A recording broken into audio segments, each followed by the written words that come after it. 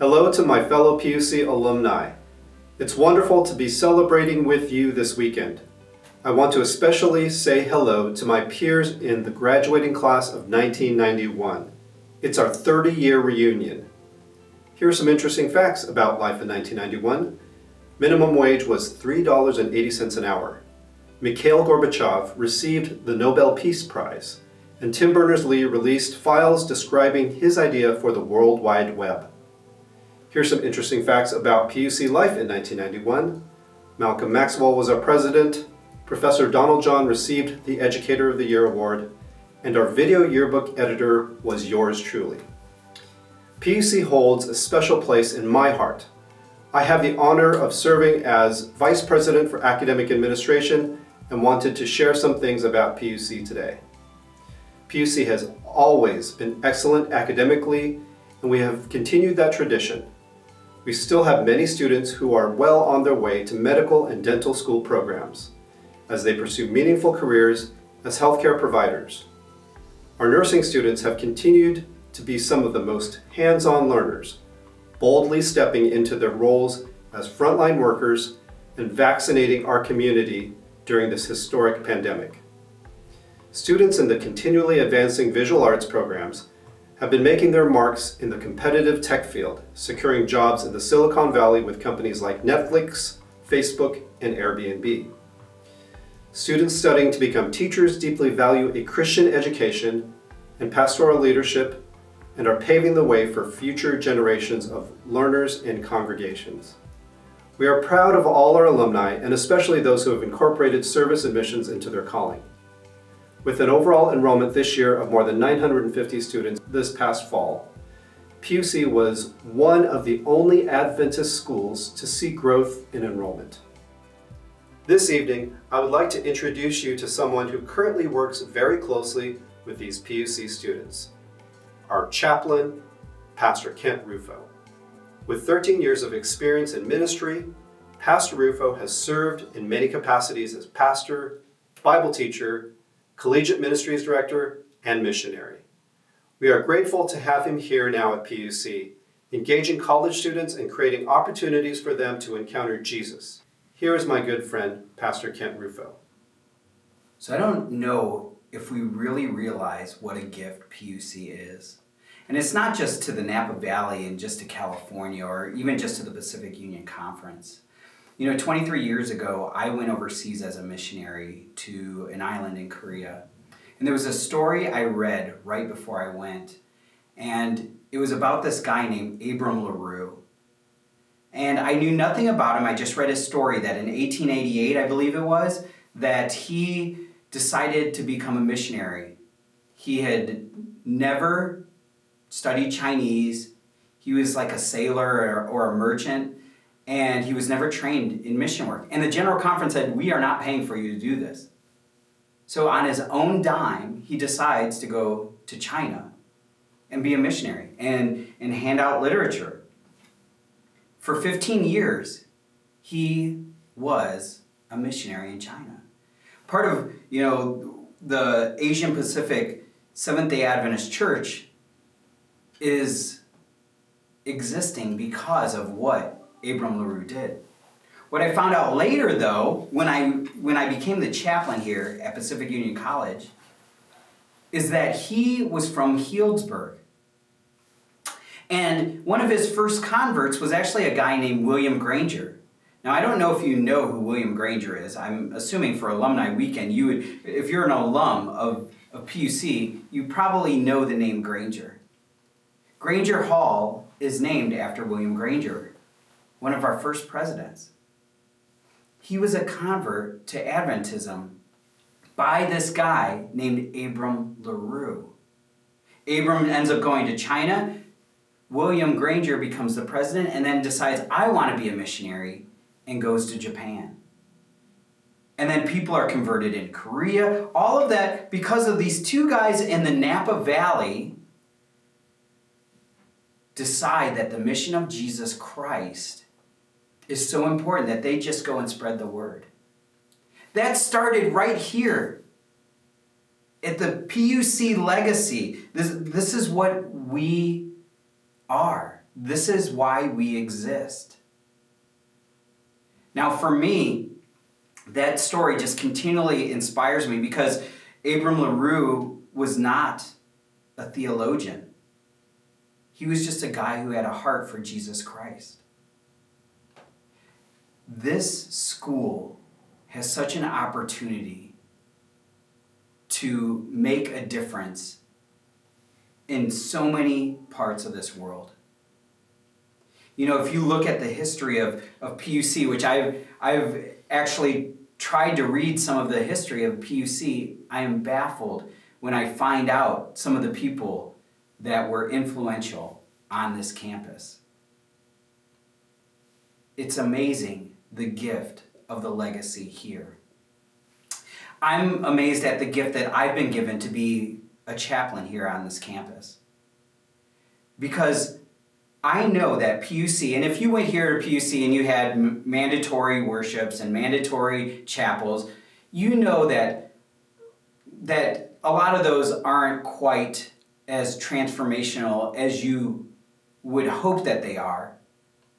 But the thing is what we are really trying to do, what the campus ministries is trying to do, what the mission of the school is trying to do, is not trying to force religion, but we're trying to create as many opportunities as possible for people to encounter Jesus Christ. That's really what I feel is my personal mission. Creating as many opportunities for people to encounter Jesus Christ. And that goes from the students to the faculty and staff to the community around us. I think we have such an opportunity in this area to create opportunities through our programming, through our residential life, through our classes, through every department here. We have the opportunity to create opportunities for students to encounter Jesus Christ, so much so that it transforms their lives. That's what I'm excited about. That's why I love my job.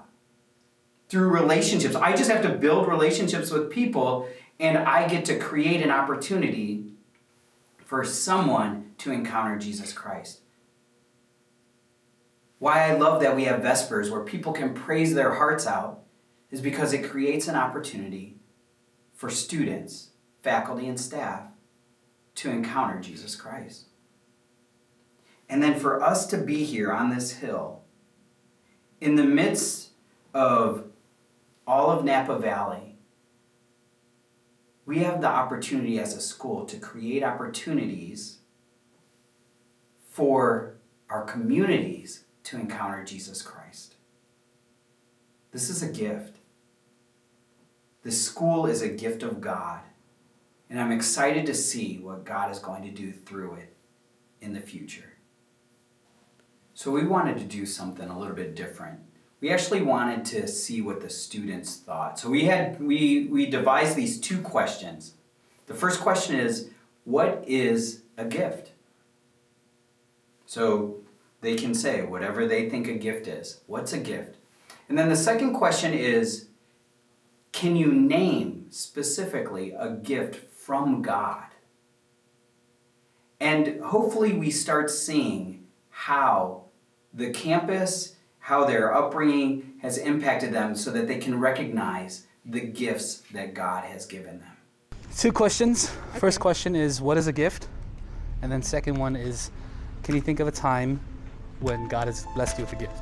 Okay, so a gift, I would say something that, God has given you, not necessarily that you were given by somebody else, but an ability that you were given to by God to either help somebody else or to better people around you. And a gift that I can think of, I would say the family that I was born into, the people that I've been surrounded by, and just the small individual talents that I see within myself and within others around me. I'd say a gift is definitely something that has thought put into it. Okay. So it can be physical, or it can be just any sort of thought put into anything that's given to you. I remember there was one time where I had been, it was my 19th birthday, I think, and these two girls actually, they planned just a small gift where they gave me like this little light that shines stars and things like that, and that day was really rough for me, so I felt like it was kind of just a little reminder that there are people around me, and God's way of like telling me to like trust in the people around me and stuff. Interesting. Thank you. Yeah. Well, a gift is something that someone gives you. It's something very special and meaningful. It could be when you have a birthday or like an anniversary. And I think one of the gifts that God has given me is having an education, because I think without education I wouldn't be here today at PUC, and PUC was something that I'd been praying for a really long time. To me, a gift is something that one person brings forth to another, or a group, whether it be physical or some emotional stability. I count that as a gift. As far as the second question, I think one big gift that God has given me is family. I think family is very important in my life, and I know that I can always count on them, and family to me isn't only blood, but my friends here, I call them family. Like for you, of course, I've known you, you're my first friend since I moved here, and now I'm so blessed to be able to call you my family, and yeah. All right. Thank you. So I feel like a gift is something, it's more like a privilege that you get from people who really care about you, or it's something that you're given, and it's a surprise really when you get them, like being loved by people, waking up every day healthy, things like that. I think that's a gift too, like a blessing that God gives us all the time, being able to wake up healthy, because a lot of people die every day, die every second, and it's crazy how the world is, and that you're able to be able to wake up and breathe and be with your family and your friends and love people. And I feel like that's a gift from God every day. What is a gift? A gift is a blessing. A gift is something that is provided from our Father above. Life, fresh air, the ability to walk, the ability to talk with family and friends. A lot of things are gifts, and I cannot specifically pinpoint one moment in life that's a that's a gift, because everything in life is a gift. So that's one thing for me. And then secondly, a moment that God has blessed me with gifts. I feel every day I wake up, it's an opportunity to serve God, an opportunity to do something different in my community, do something different in my life, do something different in my family, different things like that. Every day is a gift, and God continues to bless me with gifts every day. A lot of gifts are relationships that people build with one another, and especially being up here at PUC, that's one of the strong things that I love, is the relationships that are built, the family aspect. I don't think any other college has this aspect of family so deep that runs between students, that students can go up to one another and say, you're my friend, you were my friend, now you're my family. Let's bow our heads for a closing word of prayer. Dear Jesus, thank you so much for today. We thank you, dear Lord, for the special gift of family and how we could be together. We thank you, dear Lord, for Pacific Union College that holds a special place in our hearts. We thank you, dear Lord, for the gift of life and how we could use our talents and gifts for you and for others. We love you, Lord, and I pray that you come soon. In your name I pray, amen.